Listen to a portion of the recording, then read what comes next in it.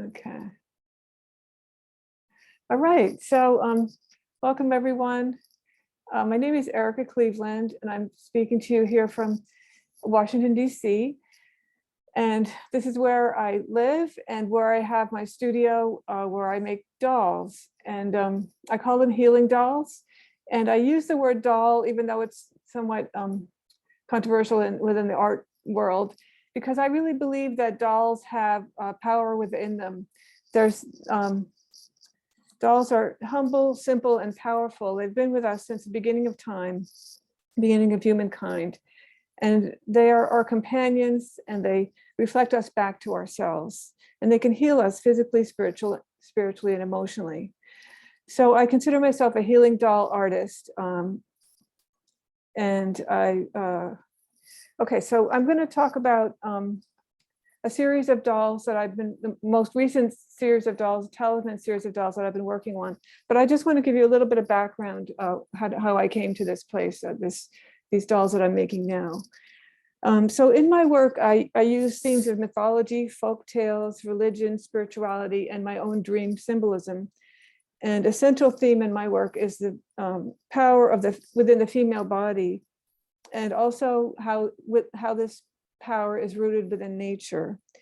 So darker themes such as loss, sadness, and fear alternate with playfulness of fauns, forest creatures, and elves. The dolls express the dualities of life in the way they shapeshift and transform. And in the last, 6 years or so, I'm not really great with dates, but I've been very fascinated with flip dolls. And I'm not sure if you're familiar with those, but I'll just give a brief definition. Flip dolls are two-sided dolls connected at the waist. Traditionally, they have a skirt that hides one side of the doll from the other. So when it's flipped, you would see only one side and then the other. And they have a sort of an unsavory history in the United States. The flip doll has an unsavory history in the United States, with its origin in black-white dolls that were made during the Civil War era. And it is thought that they were made by slave mothers for their daughters as a way to help them cope with the difficult realities of having to care for their own children eventually, and also having to care for their white masters' children. So I've been very interested over the past number of years to kind of what I'm calling revision the flip doll and work with the storytelling capacity that the flip dolls have to kind of retell those old stories and heal them. And I also, one quality of the flip dolls that I'm very drawn to is the way in which they hold opposites within them. So in the one sense, each side is opposite from the other, but in the other sense, because they're connected at the waist, they represent the oneness between opposites. And with that in mind, then when I was working with flip dolls, I make a lot of flip dolls myself, but I also teach some workshops. And I've been teaching a workshop over the last 2 years, actually since the pandemic started, that has to do with dealing with the shadow. And the shadow comes from Jungian psychology and it's basically looking at the parts of ourselves that we don't want to look at. And so the flip doll is sort of perfect for that, because you can put the shadow on one side and then sort of your guide or your healer on the other side. And what I've been fascinated to see in my work, and also in the work of the people it's mostly women that I work with, that sometimes the shadow will become the healer, that there will be a flip that happens in the meaning. And so it kind of holds all those meanings within it. And I just want to briefly define the word talisman. Excuse me. It's an object ascribed with religious or magical powers to protect, heal, and sometimes even harm. Traditionally, it's been used to harm individuals for whom they are made. They were made for a wide array of functions: personal protection of the wearer, loved ones, or belongings. They were used to aid in fertility, things like helping crop production. And more recently, talismans have taken on the meaning of magical associations. So those who make talismans may add colors, scents, symbols, patterns to them, and they integrate those as the creation of the talisman. as long as they fit in line with the meaning of the talisman itself. And also, and they're in line with the elemental or planetary forces of the talisman. In shamanic traditions, talismans are often destroyed. They're burned or buried as a way to release the powers that they hold.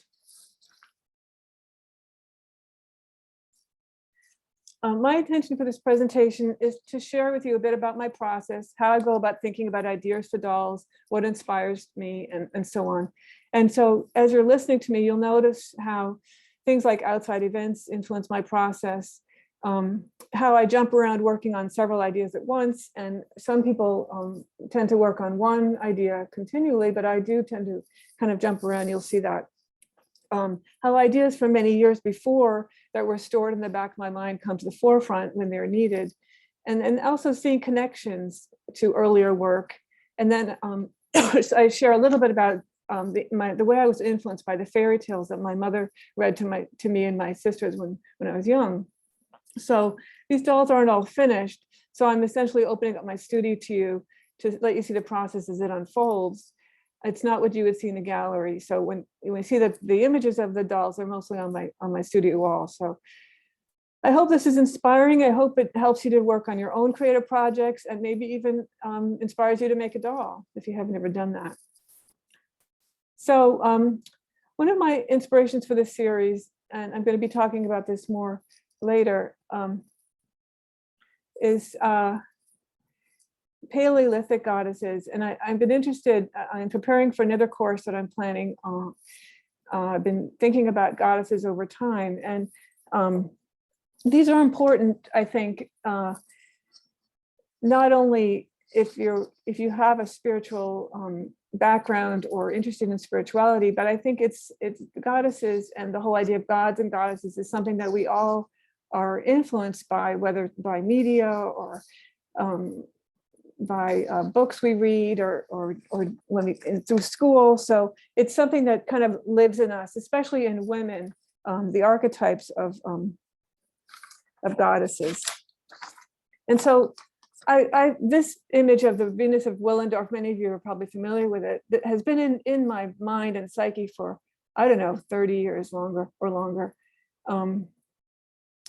And what I recently researching about these figures, again, these goddesses, I was struck by how tiny they actually were. This is only 4.5 inches tall, and so they were thought to have been meant to be held in the hand. So that doll, the Paleolithic doll that I just shared, influenced this first doll that I'm going to share in the series. I'm calling it North South. I need to come up with a better name for it. So what I'm going to do in talking about these dolls is first share with you the insights that I had when they were finished, and they're not all finished, but at least I'm going to share what I have so far. And so the insights that I have come usually later when the doll is finished. So after I talk about my insights, I'm going to show you the process.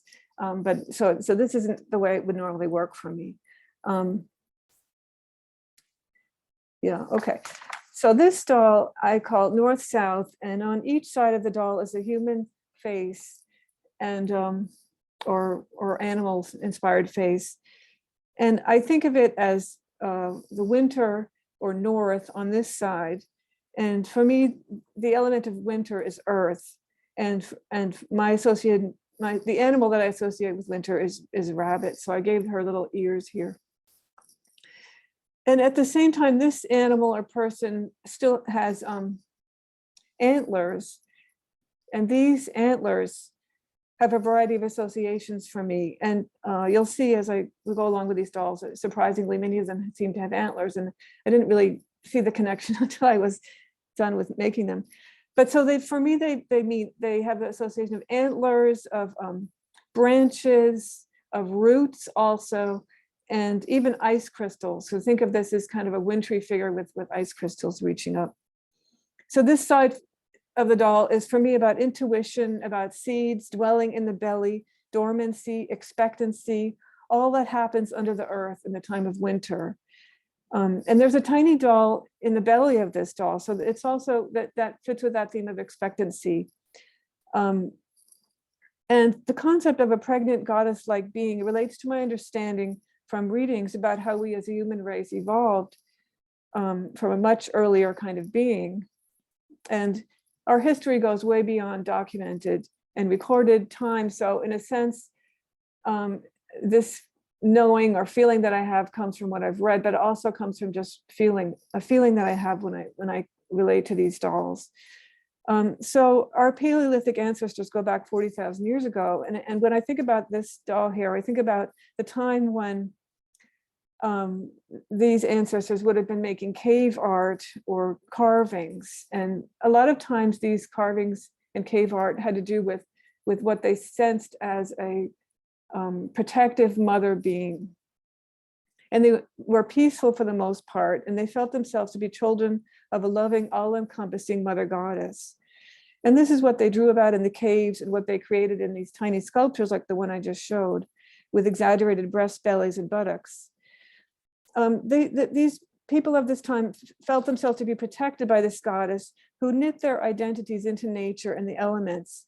And just as the moon, which they observed so closely in their dark velvet skies, would go in through a cycle of waxing and waning from fullness to a tiny sliver, and then 3 days of darkness when the moon had disappeared, they connected the cycles of the moon with the way their experience of the cycles of living and dying, trusting that after the 3 days of darkness, the moon would return, and they trusted that they themselves would then return as well in some other form. So the north side of this doll harkens back to one of these maternal loving, and at the same time, somewhat alien to us, goddesses of ancient times. The other side of this doll,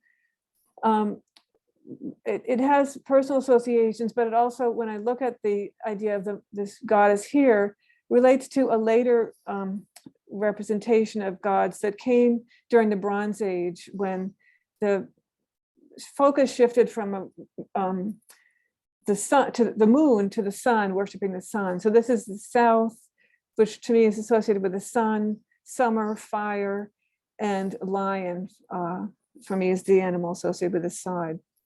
And so in the Bronze Age, warrior gods made their appearance and brought with them this sun god. And then it moved into the Iron Age.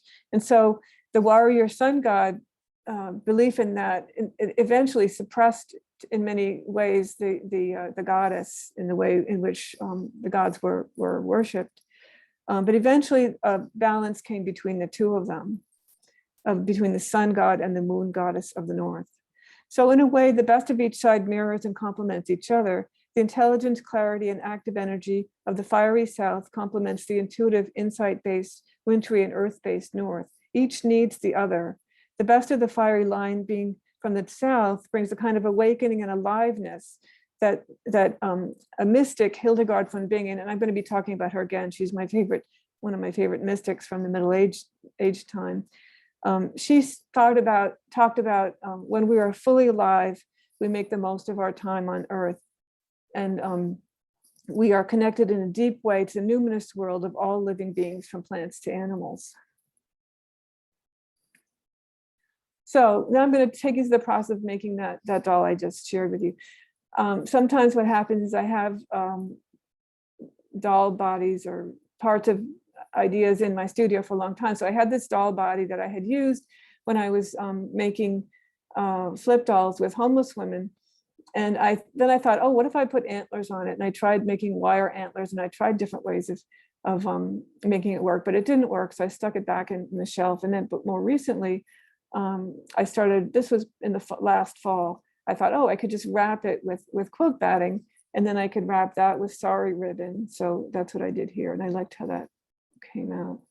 And then I worked out the face. I think I had an image of a lion that I worked from for this. And so I stitched into it, and then I added this mane to it. And then for the other side, I had these faces that I had painted on clay, and I sort of auditioned faces to see what would work. And this one seemed to be the best for it. I had tried several out. At this point, it's already a couple weeks into the doll making. It takes time just thinking and planning. And I started to work on the body here. And then I did my first sketch. I wrote some ideas about what I thought this doll had to do with. I didn't really know yet. And then you can see my messy studio here, as I'm working with all different things all around. And I added this lace here, which came from, my mother had moved and she had this lace from many, many generations back, which I got from her and I've used in several dolls. And then I made these hands and ears, and I'd recently been introduced to this paper clay, which I really liked using. And this here, it's on a little armature, little wire armature. The hands are on a wire armature, and the ears I formed without an armature. Then I noticed a connection between this doll here. When I was talking before about the ice crystals, this was an intuitive painting I had done in an altered book. And I saw this doll, this figure with the, seemed like ice crystals or roots coming out of her head, seemed to connect with this doll. And this is another detail of another intuitive painting. And I was talking before about the doll that's inside the belly. So this was the inspiration for the doll that I then stitched and made a little tiny figure that goes inside the belly. And what it turned out, this doll also has eggs inside of her. So to me, it's like going back many, many generations that we all hold the seeds as ancestors. All the matrilineal line hold the seeds for the next generation within us. Then I started this next doll, Mother Demeter, maiden Persephone, Hieros Gamos. And here's how she looked finished on my studio wall, pretty much finished on my studio wall.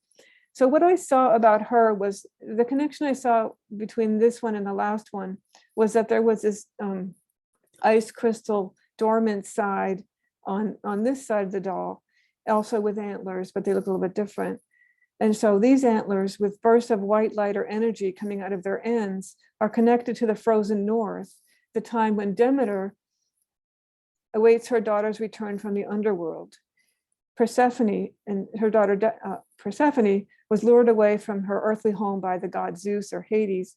Demeter finally is able to reunite with her daughter, but during the time that she's not with her daughter, the world was in the winter. And the pomegranate in the middle alludes to the pomegranate that Persephone's underworld husband tricked her into eating. And there's different stories of whether she ate 4 or 6 seeds. So the story was that for each seed that she ate, there would be another month that she would have to stay underground, and that there would be winter above ground.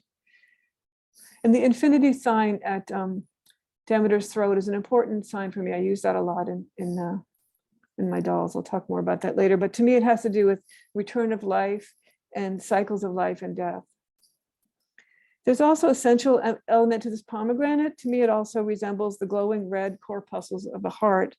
And it seems to be the source of these green branches that grow up and out of both Persephone and her lover. And this, to me, her lover here is not Hades. This is her above ground lover, who I saw as the green man, who comes from mythology, Celtic mythology, a druidic male being who also represents the wildness of nature.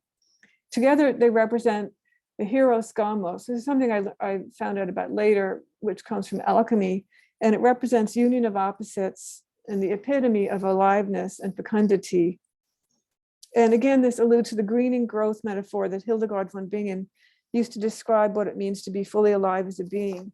She imagined us being greened, that being fully alive, she imagined us as being green, and that we would have sap that comes up through us. That for her, the worst way of living would be to be dry and not fully to have the sap within us.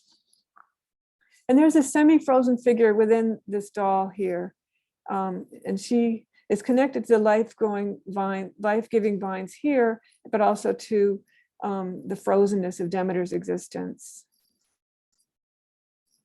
So now I'm going to show the process of making that doll. So this is a painting that I did, another intuitive painting, and I do use those for inspiration. And these 2 figures here were the inspiration for the 2 faces on that one side of the doll. And there's all these other beings, possibly this is the green man, and some kind of mysterious goddess figure, I don't know. And when I do these intuitive paintings, I really don't know what's going to show up. Somewhat like when I work on dolls, I also often don't know what's going to show up. So here's the process of working. Here's the two dolls together. What I often do in the beginning when I'm doing a stitch doll is I draw it on there, and then I do stitching back. But basically, I only know about 3 or 4 stitches, so I kind of just reuse them in different ways. This is, I think, a back stitch, and I just sort of make an outline, and then I map out the colors. I think this was with a Caran d'Ache crayon. And again, my initial sketch for this one, and in this case, the doll came up pretty close to the initial sketch. Sometimes they completely change as I move along, but in this case, it was pretty similar to the initial sketch. And then here I just show a detail of the pomegranate, and I was playing around with using these red beads, and I didn't think it looked enough like pomegranate. So you'll see later I've added red sequins behind, and that gave it much more of a feeling of pomegranates. And here's I was working out how to attach the antlers, horns, roots, whatever you would call it. And what seemed to work was pipe cleaners. Pipe cleaners is one of my new favorite supplies to use in the studio. There's a lot of things you can do with pipe cleaners. And I wrapped them again with the quilt batting. And then I wrapped that with this thread, and then sewed that on, and then later added beads to it. And then I compare the two dolls. This one's starting to get clearer. And I was saying before that I was inspired by the stories that my mother who read to me and my sisters.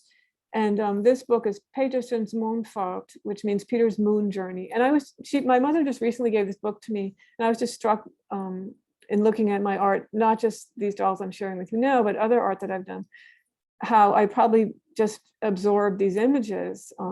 And particularly this one from that book. Okay, then October 2nd, I broke my ankle. So it was too swollen for surgery, so I had to wait a week to have surgery. And I saw the orthopedist, and he gave me a boot. And so I really was pretty incapacitated. I couldn't really go anywhere except to my appointments, and I had to get chauffeured back and forth. So I basically went into retreat mode. And I was really grateful for calls and flowers. I just spent all the time in my bed. I couldn't put any weight on the leg. And a friend of mine, my friend Anne, gave me a sketchbook and some markers. So I did a lot of sketching. This was kind of just playing around with where the pain was on my leg. And this wasn't just an image that came up, but it struck me later that I didn't mean it to, but it looked kind of like my foot and also like some of the dolls. And I also ordered some rosary beads. I had joined this Way of the Rose community, and that was really helpful to me during this time. And this wonderful rosary has some of my main symbols in it: mermaid, turtle has been with me forever, and the tree of life. And I started teaching the 4th version of this Befriending Our Shadow class. So that was kind of interesting, teaching the class from while not being able to leave my bed. So having the accident, I decided to start on doll number 3, even though I hadn't finished number 2 or well, 1 I did. I think I pretty much finished. So this one I call Flora and the Monster, the 5 Saints. On one side of the doll, and you'll see more as I go into the more details later, but on one side of the doll, a fairy bends down upon a branch. Behind her is a monster. This image I called this fairy Flora. And the monster comes from an intuitive painting that I did a while ago. And interestingly, the monster in the image translated from male to female and also became less threatening. So maybe it's not really right to call it a monster here. It's more like a benign being, like maybe a giant. Again, there's this sort of semi-frozen figure, which here is the fairy. And she has a story. She's part of my unconscious, I think, and a part of me that wants to control things, what I learned. And she has this fear of she's very delicate and frail, and she has a fear of being trampled on, that somebody big and loud like this monster will trample on her or crush her or maybe even kill her. But so what she tries to do is control everything around her. So in this sense, that's kind of, I guess you could say, the shadow side of this doll. And then in the middle, there was a portal. And I saw this as an entryway into the beyond, whether that means the unconscious or another world, I don't know, surrounded by briars.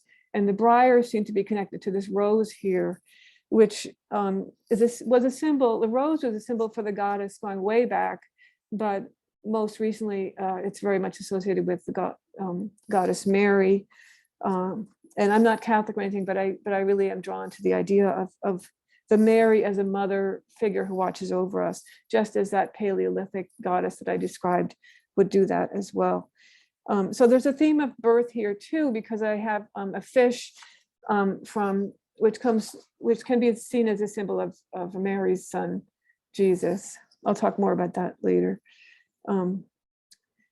So I'm thinking of him less as a god, but more as a representation of numinous, of the spiritual quality that Mary holds within her. And when I look at this, the brambles here, also the brambles around this portal, there's something about the portal being difficult to get through.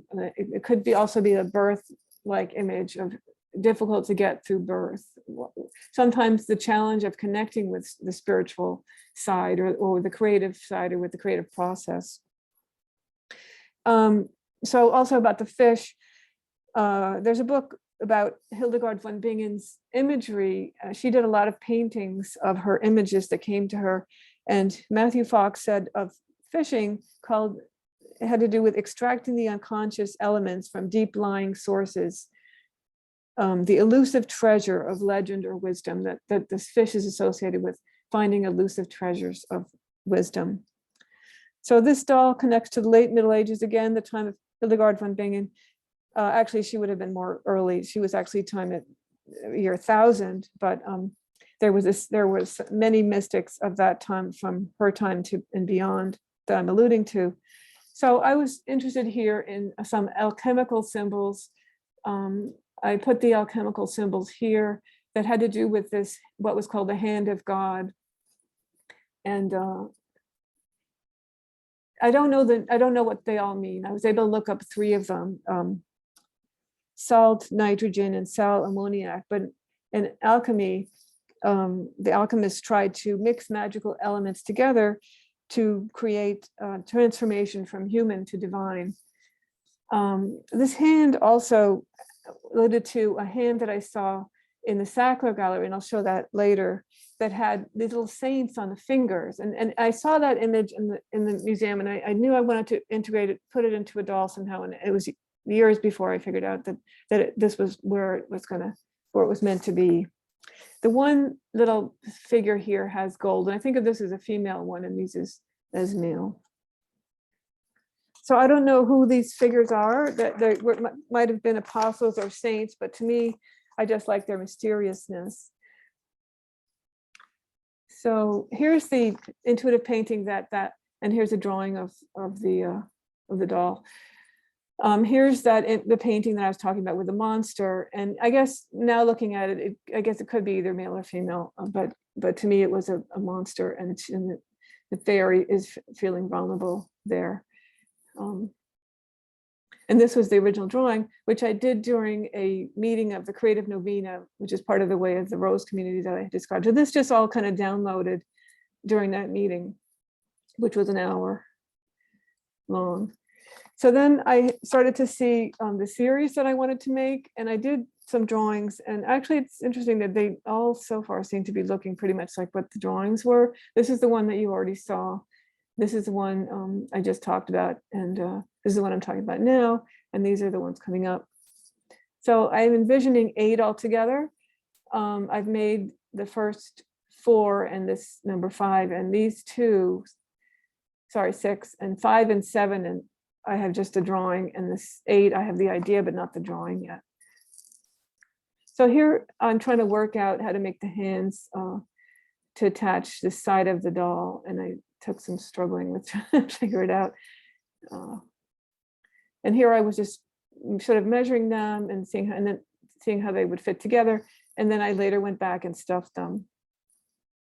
Oh, and then sorry for the graphic imagery, but this is when I found out, I went to visit the doctor, I guess it was a month later, And he showed me that it was healing. And this is all the hardware that was put into this is just 2 views of my right leg. So figuring out how to do the body of the giant, I mapped it out and then stitched it and attached it. And then the fun part of adding the details, stitching them in, you can see more of this back stitch that I tend to do with just a single thread. And it's very soothing doing the stitching. And here's more. You can see a little bit better the symbols here, the alchemical symbols. And I'm still having to wear the boot all the time. And this is the statue I was talking about that I saw in the Sackler. If anybody knows more about this, I'd love to hear more about this Mano Poderoso, I think it's called. Because when I was researching, I found this painting. There are a couple of paintings like this. And I don't know, for some reason I was really drawn to this idea of these little saints on the fingers. And there's obviously a lot of symbolism here that I don't understand or know about. I found this prayer that came with it, and I apologize. It's translated. I did a Google Translate from the Spanish, which I don't speak, or only speak a little bit. So it's a little awkward translation. But here I come with faith of a Christian soul to seek your mercy in such a distressing situation for me. Don't forsake me in the door that wants to open in my way. Be your mighty hand, the one that closed it for me not to enter it if it doesn't suit me, or leave it open for me if my peace of mind is to return long desired. At your feet, I leave this plea that makes you a forced soul by fate to great sufferings that can no longer fight if your mighty hand does not have the law of reason. And it's interesting that it mentions a doorway because there was a portal in the stall. I just noticed that.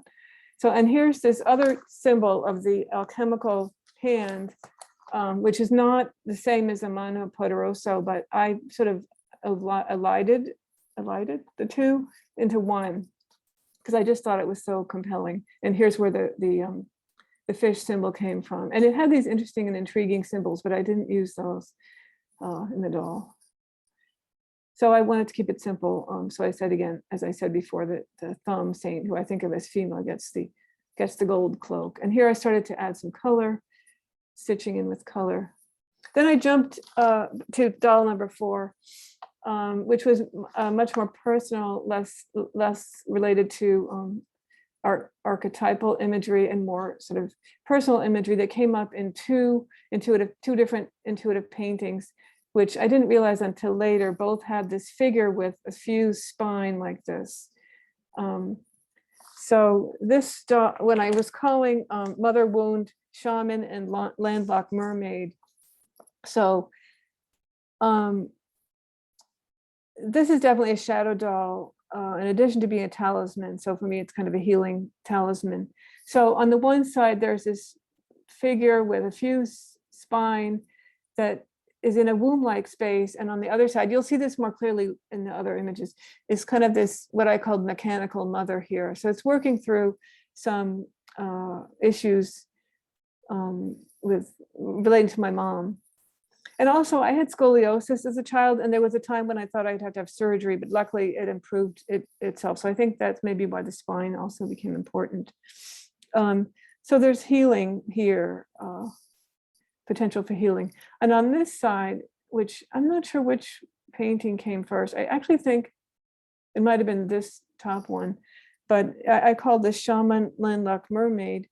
And so I saw a powerful healing figure holding this other figure in her arms, and again with a spine like that. And the shaman figure is wearing royal purple, which to me is the color of healing, and her gaze is powerful and healing.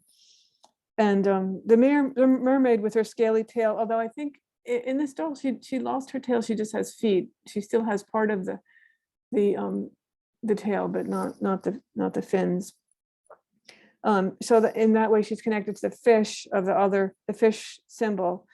So in that way related to connecting to the unconscious and revealing treasures, buried treasures. So this doll isn't finished, so I'm not showing you a finished image, but I can still show you part of the process. So this is one of those paintings you can see more clearly, and I kind of had to, in the doll I made it closer together, but this is like this womb-like shape, and it also seems a little bit like she's planted in the earth. And there's sort of a feeling of roots. I think I actually painted into it a little bit more, so it's more root-like, but you can definitely see the connection between the two of them. And then here I was working out the colors, this time working out with a drawing in marker, because there were so many colors in that painting. It was really sort of a little bit daunting to figure out how to put them on the doll. And this is the other painting that I was talking about, where she's held, and I noticed that she has her hand on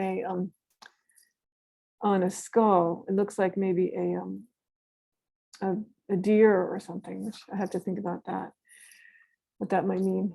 So then I jumped around again, went back to doll number 2, working more on the stitching. And here you could see how I added the sequins behind the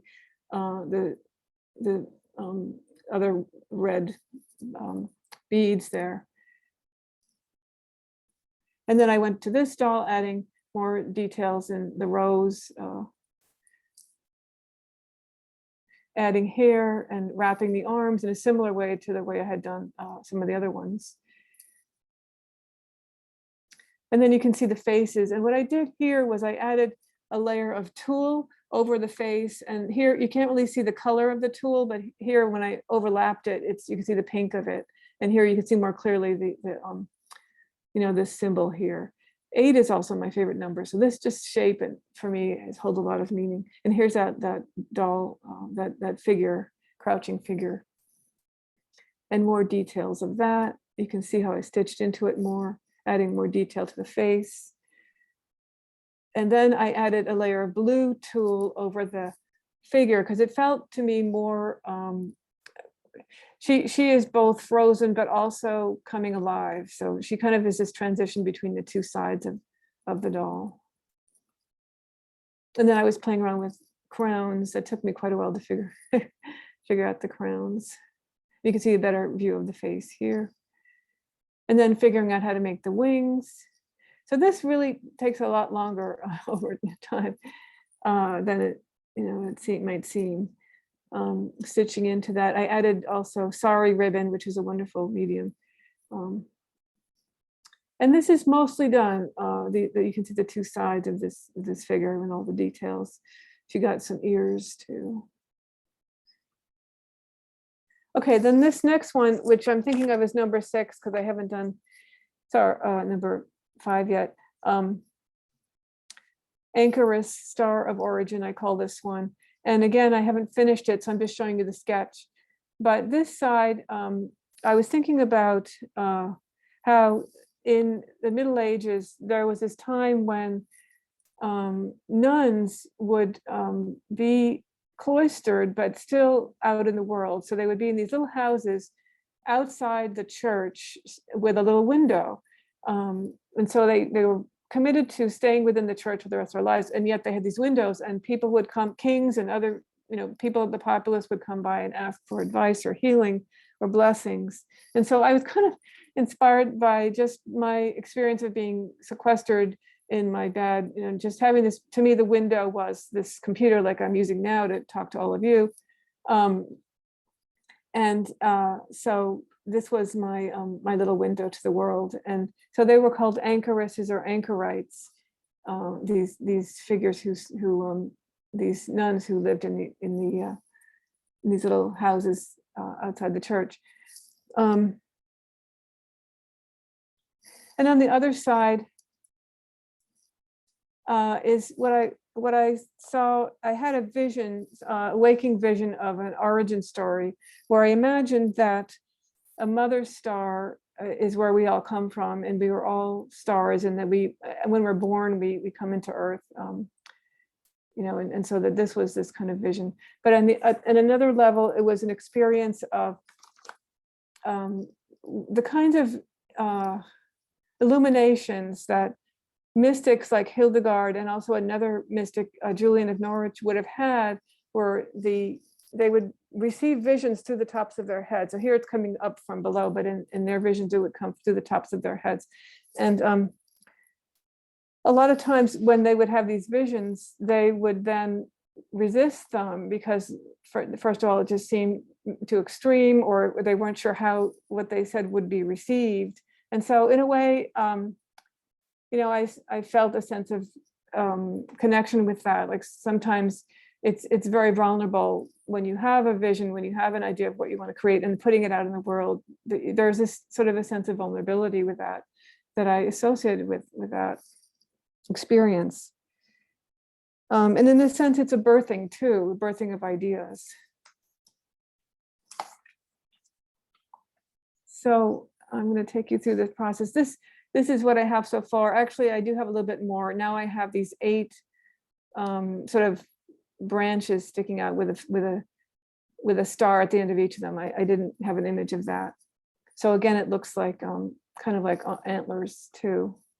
And this is, I found these images of these anchoresses, and the website that I found them on was interesting. Coincidentally, the person who wrote about this was making a connection with time of COVID, how we're isolated, and making a connection with these anchorites.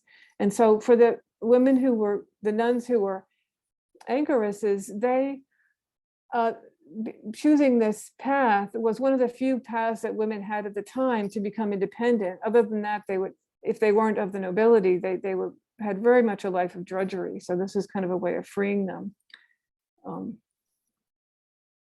So here's the process of making this doll, and I made the house, and then I tried to figure out how to attach it to the doll, and I added this roof, which was from, sometimes people give me donations of fabric, and a friend gave me this stitched, very tiny little squares of quilts, a friend Diane, and that I ended up, it seemed to be perfect for the roof. And then I attach it over the doll. It was the same template as, pretty much all of these have the same template that I showed in the beginning, with her little face peeking through. And I was inspired by another vision of Hildegard, of Sophia. It doesn't look exactly like the doll, but there's something about this idea of Sophia as this representation of a mother goddess of wisdom, protecting us all. And here was what she said about it. You of the whirling wings, circling, encompassing energy of God, you quicken the world in your clasp. One wing soars in heaven, one wing sweeps the earth, and a third flies all around us. Praise to Sophia, let all the earth praise her. So you can see the main, this is the main face, the sort of goddess or star guide, I don't know what to call it, star being that all of the other stars came from. And this time I put a layer of cheesecloth rather than tulle, dyed cheesecloth over the face and over the other little stars as well. And I added little beads in them. And then here's, I'm coming to the end now. This is the other doll that I was talking about. And I use fabric markers to map out the colors. And as I was saying, it was challenging with so many colors going on to figure out how to do that with this doll. And so now I'm working on stitching more of the details. I've done more since then. I've added more beads to it, and yeah, it's a little further along. And I've also added a ridge of along the edges of very thick yarn. There's like red up here, and I don't have an image of that. So there's the 4. I don't have all 5 of them here, but there they all are all together. So I'm going to be working on the other ones coming up. So as I said, this talk and lasts about 45 minutes, so I have time for questions. So thanks for listening. I hope this was inspiring to you. Here's a link to my website if you're interested in finding out more. And I'm also offering a course, Maiden, Mother, Crone, Death, which relates to some of these themes that I've talked about today. Okay, so I don't know if anybody's asked questions in the chat. I can take a look now. Oh, it's wonderful to see where people are from. Montreal, Colorado, Montreal, Woodley Park, Alberta, Seattle, Washington. Okay.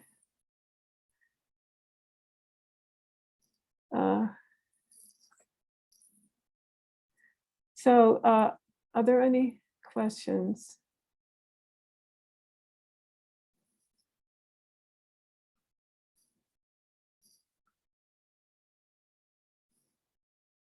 I can't see who's here.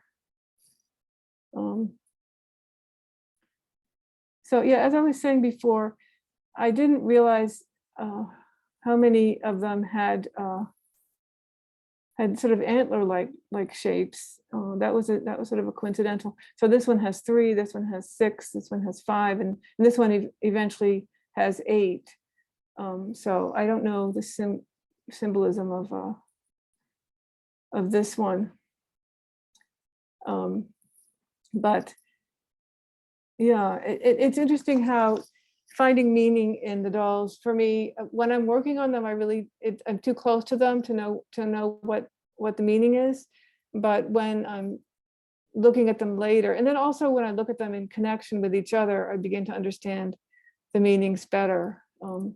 Obviously, I've been talking about this theme of the goddess throughout, and I feel like when I talk about the goddess, it's a little off-putting, the language, and I guess I've been really exploring this idea of what happened to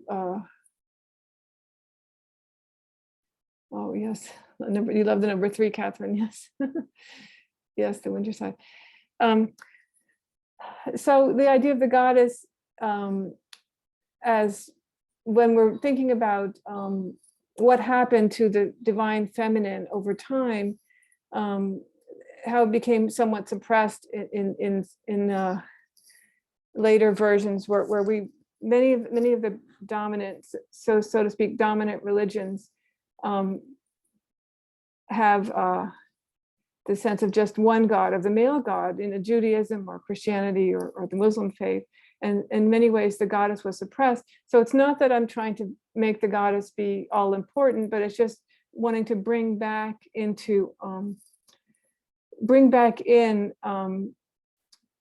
something that was missing. So, and again, it's not saying that it's specifically related to the females as in women, but it's a quality that often is attributed to women, but really can be in men or in anyone of however they define their gender. So that's one of the other themes I'm exploring. And that's also something that the flip doll can lend itself to looking at identity and different sides of identity as well. So if anybody has a question, you can ask in the chat. Let me know and I can, Ray can unmute you. Are there any ones you want to look at more in detail, any of the dolls? Yeah. If there aren't questions, maybe we'll end early. I'm just going to give it a few minutes to see if anybody has something they'd like to say, comments or questions. So as I said, this is an ongoing process. I have in the works a doll about, one side is going to be Madonna, Black Madonna of Rockmador. It's a Madonna that showed up and really from a very, very ancient time. I don't know the year, in France, and she's a Black Madonna, and I'm going to put her on one side, and she's holding Jesus in her lap, and on the other side is going to be a representation of death. This is what I'm thinking so far. Who knows what will happen when I actually make it? But so this is, I guess, death isn't something that's represented so far in the dolls I've been sharing, but it's something I've definitely been thinking about. And how, when you think about the cycles of life, that death can be seen as just a natural part of the cycles. When I think about that symbol of the symbol of infinity sign, that there's such a fear in our culture about the idea of death, about growing older, and also associated with that, there's a fear of the crone, or in the past, associated with that, the witch. So I'm wanting to bring back a lot of the work that I'm doing in my workshops and my doll making is wanting to bring back the beauty, the power, the I don't know, just the resonance of the older women, the crone, and bring her out of obscurity that she sometimes gets put in many aspects of our culture, and also a different understanding of death as well.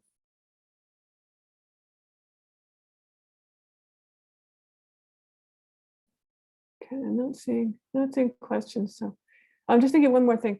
So when I talk about the portal, a lot of what I'm intrigued with as well is that idea of, well, two things. That what the underworld, in its way, is associated with unconscious, and by association also with where creative ideas come from. And so there's that having to step into that in the creative process, having to step into the unconscious. It can be a risky thing. It can be scary, like as in that doll I don't have here, but the mother wound one. When we step into unconscious, we step into scary parts of our psyche, stories that we may not want to look at, but they can be really rich. Forgetting the word. There can be really rich compost for our creativity. I keep switching. Yeah, they can be really a place of compost for our creativity. So I want to just create with this work, with the ideas, a sense that we can be more comfortable, have a little bit more courage in moving back and forth between sort of our day-to-day lives and the world of unconscious, the world of creativity that lies just beyond the surface, that sits right next to us, all of us as we're sitting here now. It's all around us. It's in the air that we breathe, and we all have access to it. I just want to, give you that kind of permission to be able to access that in your lives, whether or not you decide to make a doll, or whatever creative process you're engaged in, even if it's just wanting to live your life more creatively. And as Hildegard von Bingen said, to really live, and my daughter Ray will laugh because I don't like this word, but she said the word moisture, to live a life of that's fully, that's the opposite of dry, that's fully alive and green. So with that, I think I'm going to say thank you and goodbye. Ray, you can stop the recording.